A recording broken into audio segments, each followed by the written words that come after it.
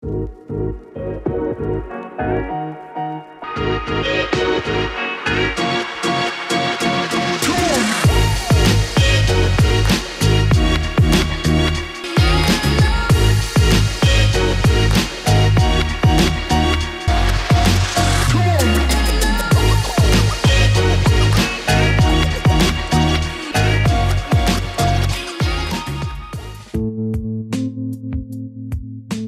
origin of pole art traces back 800 years to the traditional Indian sport of Mallakhamb, which utilizes one's endurance and strength and led to gravity-defying Chinese pole art. The pole dance itself has its roots in the traveling sideshows of the 1890s, performed mostly by Egyptian Ghawazi dancers.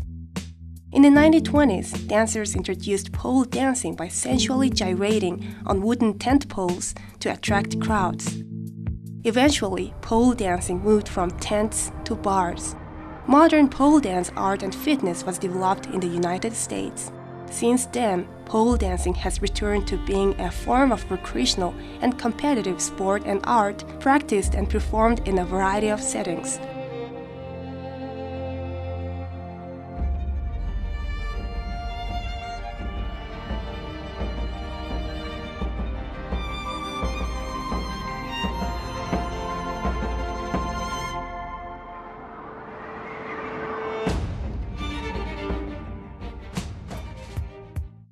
My name is Saruul and I'm the owner of KRÜ Fitness and Dance Studio.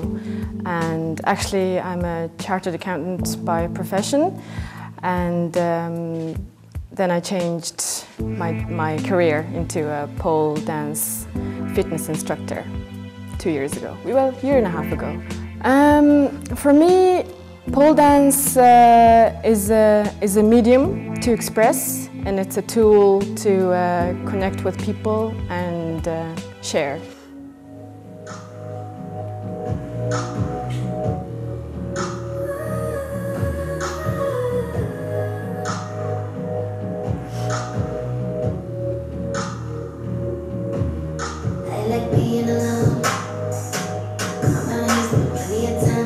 About pole dance is that you don't actually have to have any kind of background in dance, or there's no limitations on what age you start.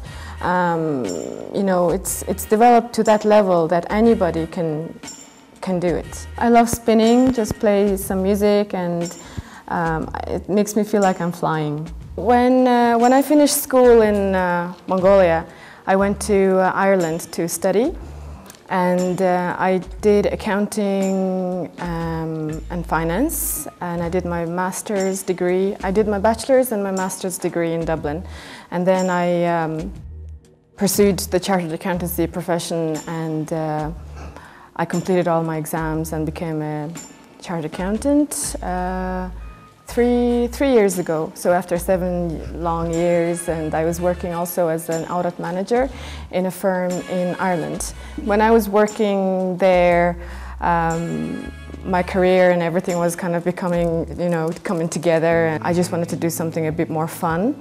And one day my friend suggested, oh, I opened up a pole dance studio, and it was very close to where I worked. So I wanted to stay fit and wanted to try something different, and I went there with my friend. That was about 5 years ago, and I just loved it. First class was very, very difficult, but I don't know, it was the atmosphere and the way Sarah, my instructor, was teaching. It was really fun, and I just wanted to go back and try a bit more. And I used to go just once a week in the beginning. There's definitely the sexy element, the sexy side of pole dance. There's more sporty fitness type pole dance as well. You do crazy flips and you're almost like acrobat or gymnast, or, you know, like a circus act, you know. And there's also this very elegant, graceful, contemporary style, and, you know, there's so many different genres in pole dance as well.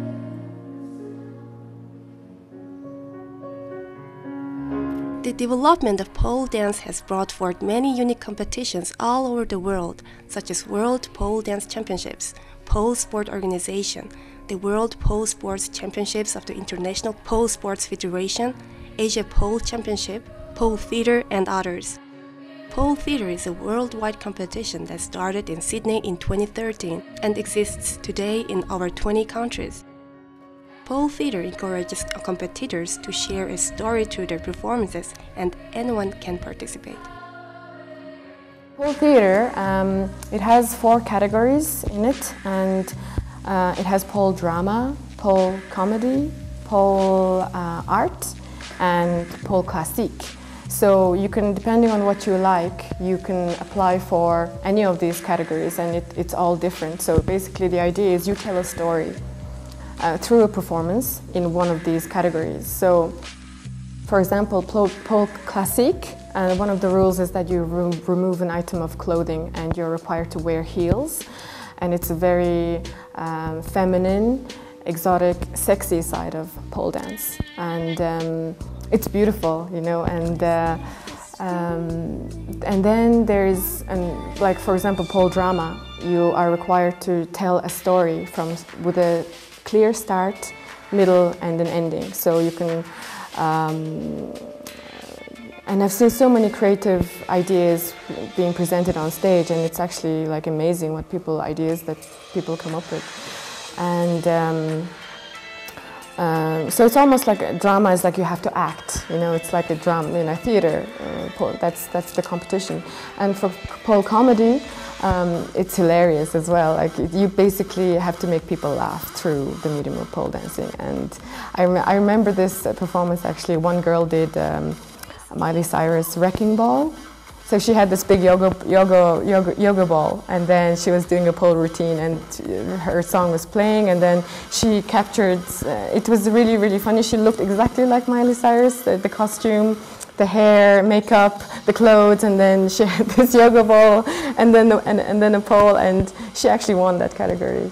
And pole art is basically you combine a different style of dance, like either contemporary ballet, salsa, bachata, or anything you can think of, and it's a lyrical interpretation as well, like contemporary, and you use the pole, and then you use a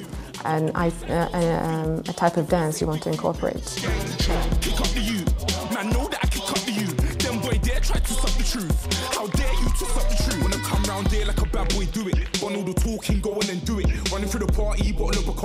I did my first competition a year after I started doing pole, and I got silver medal, and that was like so unexpected, and I was so happy. And then that kind of made me want to do a bit more competitions.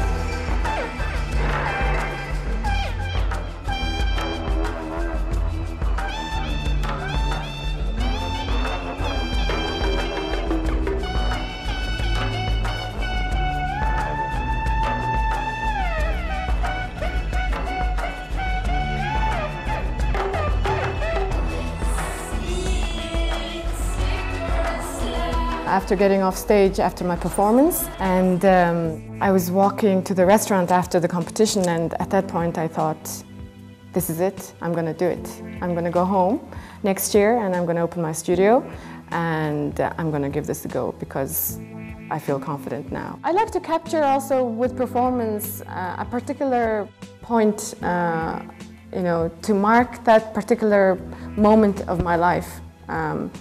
If I'm going, like whatever I'm going through, you know, because when I did the second performance, I was in the middle of my exams, and I was trying to like figure out, oh my God, when am I ever going to finish, or there were some darker periods, you know, in my life. So, you know, I think everybody gets that. You don't know why you're doing what you're doing, or you go in the right direction, and you start searching for answers. You inquire the reason why you're living and everything. So the second performance I did was kind of revolving around that area, like spiritual journey, what's the point of living, and how should one live. And I'm still trying to get the answer, but I wanted to express that inquiry. And you know, I get, and then the third performance, the one I did in Pole Art Italy, was very dark. You know, it was to do with loss, personal loss, how one gets over it, and there's actually, you just have to go with emotion, and you know, it was a very emotional performance for me. So yeah, sometimes I just like to dance, like enjoy the music and just move, you know, there doesn't have to be an agenda, and that's what I like about it.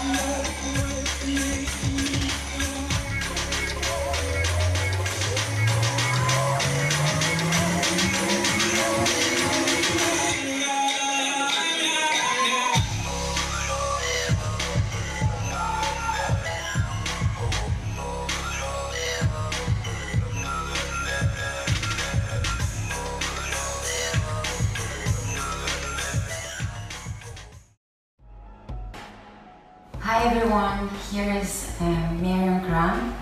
So I would love to talk to you a little bit about me, pole dancing, and also my venue last month in Mongolia for the first time. What is exactly pole dancing? Well, pole dancing, it's a pole. So it's a discipline, an art, sport. I think it can be anything for many people, like different things. For instance, I see it as like also a way to express myself, also a way to exercise, a way to release my feeling, to transmit a message. Like you can have a million of also like something to seduce someone. I don't know, people can use it for this too. And I think it has helped me to understand better myself. Regarding also like understanding that my body can do amazing things, and it gave me strength, it gave me more flexibility. I think it helped me to explore that and to understand my body can do so much, and so much more than what I thought. And that was also an amazing thing. And then it gave me amazing friends, community, and yeah, I think it gave me it was an amazing impulse for my life, and it gave me actually a new life, because I was studying something and then doing a job. And then I quit everything and I just start pole dancing and start touring the world, meeting people around the world, and it's pretty amazing. And yeah, it brought me to Mongolia. And I contacted my teacher, Otko Waller, which is an amazing master of contortion.